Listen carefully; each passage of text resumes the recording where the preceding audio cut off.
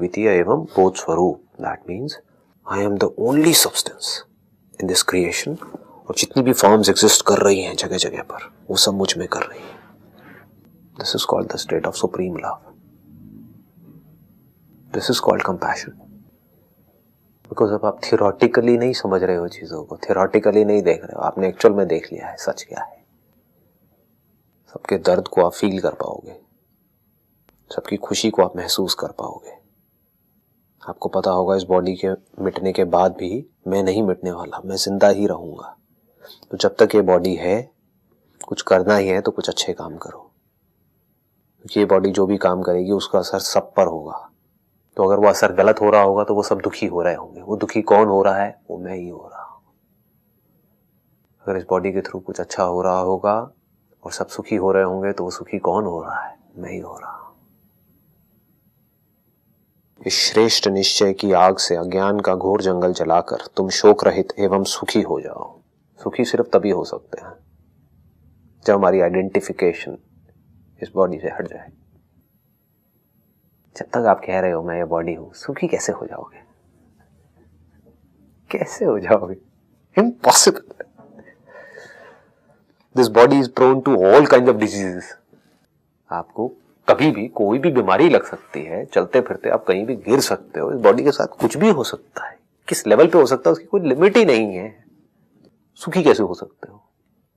जहां आप कहते हो मैं ये बॉडी हूं, आप सही गलत में फंसे पड़े हो। या तो आप खुद सही गलत कर रहे हो इस बॉडी के थ्रू, या फिर कोई और आपके साथ में सही गलत कर रहा है। फंसे पड़े हो। नैरो विजन है, narrow mindedness, self centred activities जो जाकर के क्लैश करेगी। और जितनी भी एक्टिविटीज इस पूरी दुनिया में हो रही है उन सब एक्टिविटीज से सोचो कितना बड़ा क्लैश है। एक आध से क्लैश हो रहा होता तो प्रॉब्लम नहीं थी।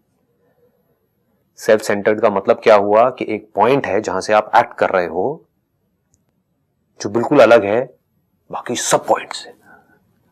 This is called point of view. आप एक पॉइंट से लाइफ को देख रहे हो जिसके बेस पे आप एक्ट कर रहे हो। कोई और है जो कहीं और किसी दूसरे पॉइंट से लाइफ को देख रहा है और वो एक्ट कर रहा है। ये एक्शंस आपस में क्लैश करेंगे ही करेंगे। It is inevitable. कॉन्फ्लिक्ट होगा ही होगा, स्ट्रेस होगा ही होगा, प्रॉब्लम्स होंगी ही होंगी। तो आप वहां पर सुखी हो ही नहीं सकते। सुखी होने के दो रास्ते हैं। एक है किसी सेंसेशन के थ्रू आप सुखी हो जाओ, जैसे पूरी दुनिया हो रही है। वो सेंसेशन जो आपको पसंद है, जो आपको अच्छी लगती है, अगर हम वो सेंसेशन आपको देते हैं तो आपको अच्छा लगता है। ये किसी एक के साथ नहीं है, सबके साथ है। This is universal. चाहे फिर वो जानवर हो चाहे इंसान हो। लेकिन मजे की बात क्या है यहां पर कि वो जो सेंसेशन है वो टेम्पररी है। वो आती है और जाती है। जब वो सेंसेशन आती है तो उसके साथ में हम सुखी हो जाते हैं। फिर जैसे ही वो सेंसेशन जाती है तो हम दुखी हो जाते हैं। क्यों दुखी हो रहे हैं? दुख का मतलब क्या है कि हम तड़प रहे हैं उस सेंसेशन के लिए दोबारा से। यही तो दुख है। क्या दुख का दूसरा वर्ड डिजीज नहीं है? जब हमें वो सेंसेशन मिल रही होती है जो हमें चाहिए होती है तो we are at ease, relaxed होते हैं। सब कुछ लाइफ में वैसा हो रहा है जैसा आप चाहते हो। You are at ease, you are relaxed, you are at rest, you are peaceful. कितनी देर के लिए? कुछ सेकंड्स के लिए। जैसे ही वो सेंसेशन चली जाती है तो we are not at ease. We again want something, some other sensation. We again want some other good experience. What is the definition of good? जो मुझे पसंद है।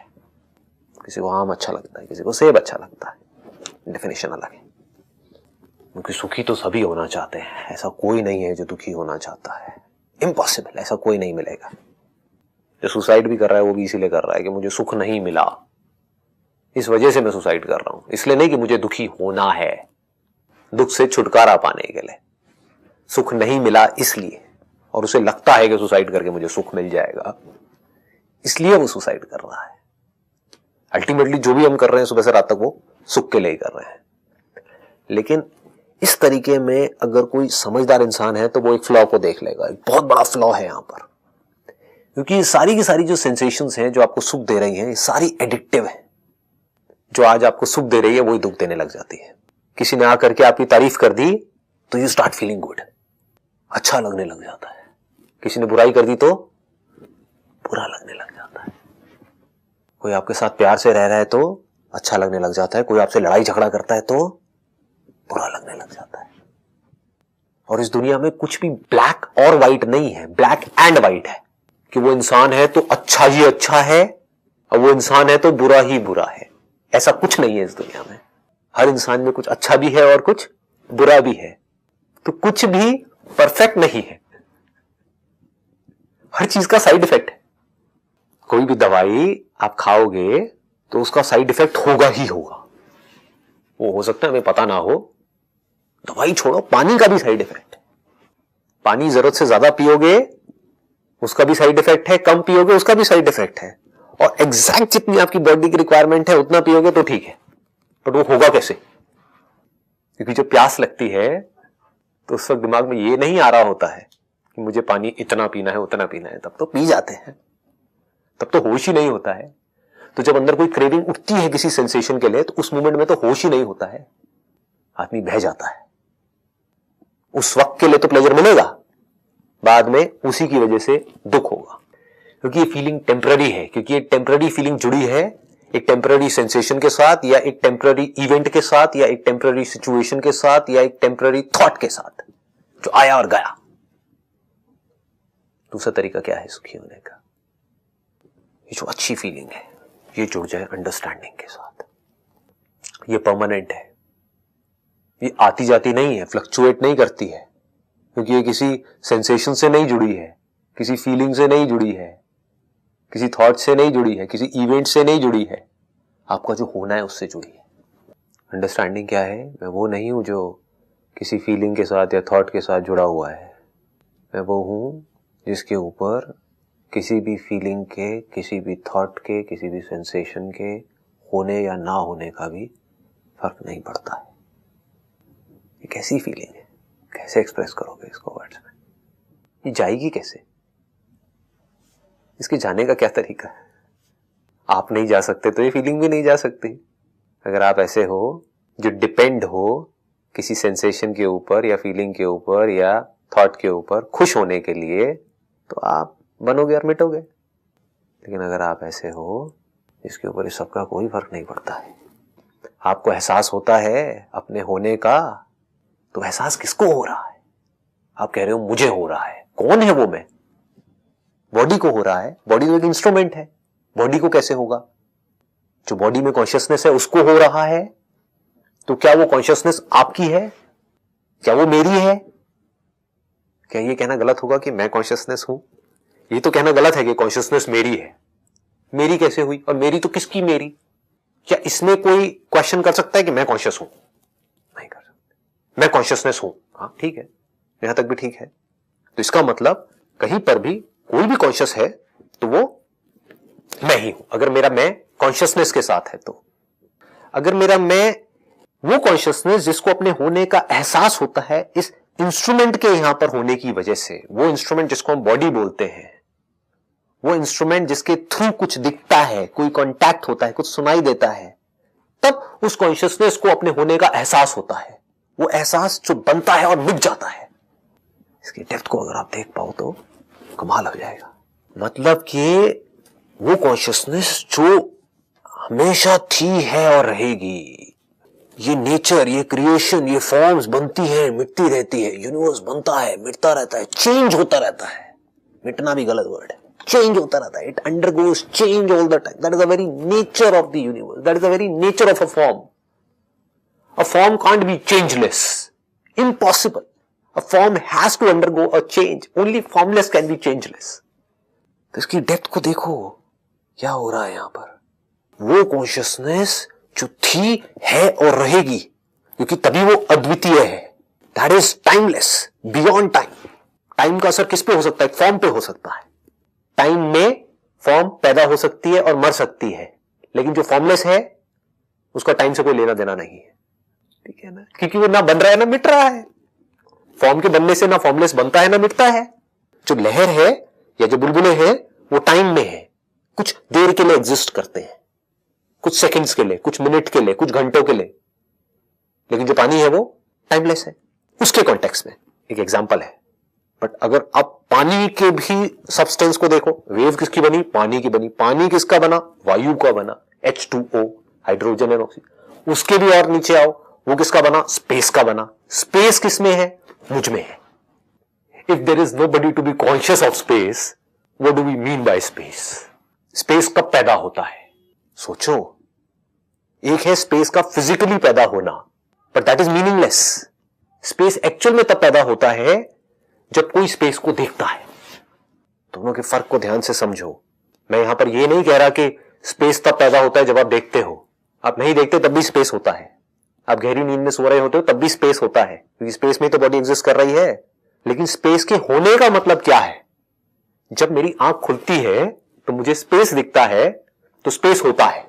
जब मैं गहरी नींद में होता हूं तो स्पेस का होना या ना होना बराबर है, क्योंकि मैं कॉन्शियस नहीं हूं। अब इस मैं को सिर्फ अपनी बॉडी से मत जोड़ना, सारी बॉडी से जोड़ दो। अब वो एहसास चाहे इस बॉडी के थ्रू हो, चाहे उस बॉडी के थ्रू हो, चाहे किसी जानवर के थ्रू हो, चाहे कहीं से भी हो, वो एहसास जिंदगी है। वो जिंदगी जो कभी मर नहीं सकती है, क्योंकि वो एहसास नहीं मर सकता है। वो एहसास टिका किस पे है? मुझ पर टिका है, कॉन्शियसनेस में टिका, अवेयरनेस में टिका है। जब तक अवेयरनेस रहेगी, एहसास रहेगा। एक बॉडी जाएगी और बॉडीज तो रहेंगी ना, तो एहसास तो रहेगा ना। तो मैं भी रहा, मेरे होने का एहसास भी रहा, मेरी फॉर्म्स भी रही। एक फॉर्म गई बट मेरी फॉर्म्स भी रही। तो ये कहना बंद कर दो कि मैं ये फॉर्म हूं। स्टार्ट सेइंग मैं फॉर्म्स हूं। जब तक वो फॉर्म्स रही, मेरे होने का एहसास भी रहा। कब तक वो फॉर्म्स रही? जब तक ये यूनिवर्स रहा। अगर ये यूनिवर्स मिट भी गया तो यूनिवर्स फिर बन गया, फिर उसमें फॉर्म्स बन गई। फॉर्म्स में दो तरह की बन गई, living and non living. Living के थ्रू एहसास हो रहा है, क्यों? क्योंकि वो इंस्ट्रूमेंट के जैसा है।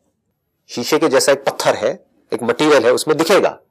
कोई दूसरा मटेरियल है जो शीशे के जैसा नहीं है, उसमें नहीं दिखेगा। फर्क क्या है? दोनों ही तो मटेरियल है, दोनों ही तो फॉर्म्स हैं। तो ना मैं मिटा, ना मेरे होने का एहसास मिटा। मेरे होने का एहसास मिट भी गया तो क्या है, मैं थोड़ी मिटा।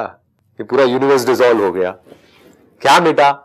मेरे होने का एहसास। उस एहसास के साथ में क्या मिटा? थॉट। वही जो गहरी नींद में होता है। तो क्या गहरी नींद अच्छी होती है, बुरी होती है? उससे अच्छा क्या होता है? गहरी नींद से अच्छा कोई एक्सपीरियंस है आपकी लाइफ में तो बता दो। रोज सुबह एक स्ट्रगल हो रही होती है, एक इंसान की नहीं है, पूरी दुनिया की है। 5 मिनट और, 10 मिनट और, 20 मिनट के लिए अलार्म आगे कर दिया। सोचा था 20 मिनट में उठ जाऊंगा, उसके बाद में 2 घंटे बाद उठ रहे हैं। क्यों सोने से हमें इतना प्यार है? ऐसा क्या होता है वहां पर? वहां पर मैं होता हूं, सिर्फ मैं होता हूं। ये होने का एहसास तक नहीं होता है। जागते ही क्या होता है? होने का एहसास होता है। उस होने के एहसास के साथ में एक पूरा का पूरा सॉफ्टवेयर जुड़ा हुआ है, जिसको माइंड बोलते हैं। जैसे ही कोई एहसास होता है, जैसे ही कुछ दिखता है, कुछ सुनाई देता है, तो आप नहीं भी चाहोगे तो उससे रिलेटेड थॉट्स आने लग जाते हैं। इज इट पॉसिबल कि आप कुछ देखो और उससे रिलेटेड थॉट्स एक्टिवेट ना हो माइंड में? इम्पॉसिबल। जैसे ही आप किसी फॉर्म को देखोगे, एक पेड़ को देखोगे, तो इमीडिएटली माइंड में आएगा ये पेड़ है। जैसे ही वो आएगा, उससे रिलेटेड सारे इमोशन, सारी फीलिंग्स, सब कुछ ट्रिगर हो जाएगा। माइंड ट्रिगर हो जाएगा, सॉफ्टवेयर ट्रिगर हो जाएगा। सॉफ्टवेयर के बेस पे एक्शंस ट्रिगर हो जाएंगे, एक्शंस के बेस पे रिएक्शंस चलने लग जाएंगे। समझ रहे हो? ये सब किस पे टिका है? होने के एहसास पे टिका है। एहसास नहीं तो ये सब कुछ नहीं। एहसास है तो सब कुछ है। तो हम डरते किससे हैं? किससे डरते हो आप? इस सॉफ्टवेयर के मिटने से डरते हो कि सॉफ्टवेयर मिट जाएगा तो क्या होगा? ये सॉफ्टवेयर आपको दे क्या रहा है, जिसको माइंड बोलते हैं, जिसके बेस पे सारे एक्शन एंड रिएक्शंस हो रहे हैं? ये तो ट्रैप है पूरा का पूरा। इसको अगर ध्यान से आप ऑब्जर्व कर पाओ तो इसमें पड़ा क्या है? इससे तो ना आप बच सकते हो, ना इसको मार सकते हो। ना ये आपको मार सकता है, ना आप इसे मार सकते हो। इसको मारने का कोई तरीका नहीं है। किसी आवाज से कांटेक्ट हो, लेकिन आपके माइंड में ये ना आए कि किसकी आवाज है, ऐसा हो नहीं सकता। आवाज से कांटेक्ट होगा तो आपको पता लग जाएगा मेरी मां की आवाज है। ये पूरा माइंड का स्ट्रक्चर है। तो किसके मिटने से आदमी डरता है? डर है किस चीज का उसको? माइंड के मिटने का। जो एहसास है उससे जो कुछ जुड़ा हुआ है वो माइंड नहीं है तो और क्या है? एहसास माइंड नहीं है, एहसास इज कॉन्शियसनेस। तो माइंड क्या है? जो भी कुछ उस एहसास से जुड़ा है। एहसास कहां से होता है? अपने 5 सेंसेस के थ्रू होता है। उसके बारे में जो हम सोचते हैं वो सब माइंड है। यहां पर कुछ टच हुआ, ये माइंड थोड़ी ना है, तो एहसास है। बच्चे को भी होगा, न्यू बॉर्न बेबी, जिसमें भी माइंड पैदा ही नहीं हुआ है। माइंड, अगर हम लिटरली उस माइंड की बात करें जो विच लीड्स टू सफरिंग, बच्चे की लाइफ में, न्यू बॉर्न बेबी की लाइफ में कोई सफरिंग नहीं है। पेन है लेकिन सफरिंग नहीं है, दुख नहीं है। दर्द है लेकिन दुख नहीं है। दर्द अलग चीज है और दुख अलग चीज है। दर्द अच्छा है बॉडी के सर्वाइवल के लिए। दर्द होता है तो हमको पता लगता है। जब प्यास भी लगती है तो प्यास लगना अगर दर्द नहीं है तो और क्या है? उस दर्द से हमें पता लगता है कि अब हमें पानी पीना है। भूख दर्द नहीं है तो और क्या है? उस दर्द से हम उस दर्द का इलाज ढूंढ लेते हैं। तो एक न्यूबॉर्न बेबी के अंदर अभी माइंड पैदा नहीं हुआ है, यानी कि एहसास तो है। उसको प्यार से टच करोगे तो उसको पता लगेगा, लेकिन उसके बारे में वो कुछ सोचेगा नहीं। ये सोचना ही तो माइंड है। तो उस माइंड के मिटने से डरते हो। मरना मतलब क्या? मरने से डरता है ना आदमी। तो किसके मरने से डरता है? क्या मरेगा? जब ये बॉडी नहीं रहेगी तो क्या नहीं रहेगा? इस बॉडी में जो मेमोरीज है वो नहीं रहेंगी फॉर श्योर। लोग बात करते हैं पुनर्जन्म की। इससे पहले आप क्या थे बताओ? अब आप क्या कहोगे? नहीं नहीं, मुझे तो याद नहीं है। इस दुनिया में 700 करोड़ लोग हैं, उसमें से 99.99999% लोगों को याद नहीं है, बट वो 0.00001% लोग हैं, उनकी मैंने कहानियां पढ़ी है, उनको याद है। आपका एक्सपीरियंस क्या कहता है? इस बॉडी से पहले अगर कोई बॉडी थी भी तो मेमोरी मिट गई ना? कुछ हुआ क्या उससे? कुछ नहीं हुआ, तो उससे डरते हो। जब ये बॉडी नहीं रहेगी तो क्या नहीं रहेगा? मेमोरी नहीं रहेगी। इस बॉडी के साथ में जो भी जुड़ी हुई है वो मेमोरी मिट जाएगी पूरी तरह से। तो मिट जाए, अभी मिट जाए। वो मेमोरी ही तो मेरी सारी की सारी प्रॉब्लम्स की जड़ है। सिर्फ काम करने के लिए जो बेसिक मेमोरी चाहिए वो रहे, लेकिन जितना खचड़ पचड़ है माइंड में भरा हुआ है वो सब मिट भी जाए तो आपका गया क्या? और क्या मिटता है? ये बॉडी मिटती है। इस बॉडी के साथ में आपका क्या जुड़ा है? होने का एहसास ही तो जुड़ा है। वो एहसास क्या आपका है? पूछना अपने आप से। ये जब कॉन्शियसनेस का इस बॉडी के थ्रू किसी चीज से कांटेक्ट होता है, कुछ टच होता है, तो एक एहसास होता है। क्या वो एहसास आपका है? आपका कैसे हुआ? आपने खरीदा क्या कहीं से, मार्केट से? आपका नहीं है, इस क्रिएशन का है, नेचर का है, राइट? कॉन्शियसनेस का है। वो कॉन्शियसनेस जो आपकी नहीं है, जो आप हो। दोनों में जमीन आसमान का फर्क है। जैसे आप मेरा कहते हो वहां पर दो आ जाते हैं, मैं और मेरा, मैं और तू। तो मैं उस मैं की बात कर रहा हूं जहां पर मैं और तू की कोई गुंजाइश ही नहीं है, सिर्फ मैं है। इसको बोलते हैं एब्सोल्यूट फ्रीडम, एब्सोल्यूट लिबरेशन। मतलब क्या? कि अब चाहे एहसास रहे या ना रहे, क्या फर्क पड़ता है? वो एहसास जो इस बॉडी के साथ में जुड़ा है, ये बॉडी रहे या ना रहे, क्या फर्क पड़ता है? उस एहसास के साथ में जो पूरा का पूरा एक बैगेज है जिसको माइंड बोलते हैं, मेमोरी है, वो रहे या ना रहे, क्या फर्क पड़ता है? This is liberation. अब चाहे कुछ भी हो रहा है आपके साथ में, अच्छा हो रहा है या बुरा हो रहा है, सो कॉल्ड अच्छा, सो कॉल्ड बुरा, क्या फर्क पड़ता है? आप तीनों जगह पर फ्री हो। तीनों जगह समझ आ रही है? एक मैं हूं जैसा गहरी नींद में होता है, वहां पर तो कोई प्रॉब्लम ही नहीं है, सिर्फ आनंद ही आनंद है, परमानंद है। एक है जहां पर सिर्फ अपने होने का एहसास है। आप आंख खोल रहे हो और देख रहे हो, कुछ सुन रहे हो लेकिन उसको समझने की कोशिश नहीं कर रहे हो। यह है आपके होने का एहसास। तीसरी स्टेज क्या है? जैसे ही कुछ एहसास होता है तो उसकी वजह से बहुत सारे थॉट्स ट्रिगर हो जाते हैं। उन थॉट्स के ट्रिगर होने की वजह से आप सही और गलत काम करने लग जाते हो, सही और गलत रिजल्ट्स आने लग जाते हैं, सक्सेस फेलियर आने लग जाता है। हमारे साथ में लाइफ में कुछ सही और गलत होने लग जाता है।